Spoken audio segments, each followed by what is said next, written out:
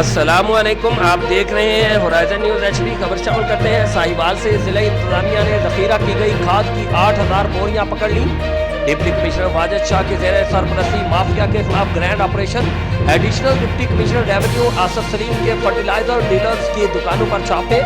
Assistant commissioner محمد سعید، محکمہ زراعت special branch اور مال کے افسران ہمراہ موجود۔ چھاپہ مار ٹیم کی ڈیلرز کے اسٹاک پر بھی جانچ پڑتال۔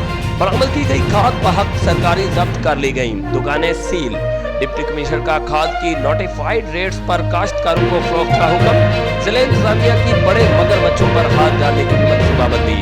رپورٹ محبوب چودھری، سرپرست اعلیٰ ہورائزن نیوز ایچ ڈی۔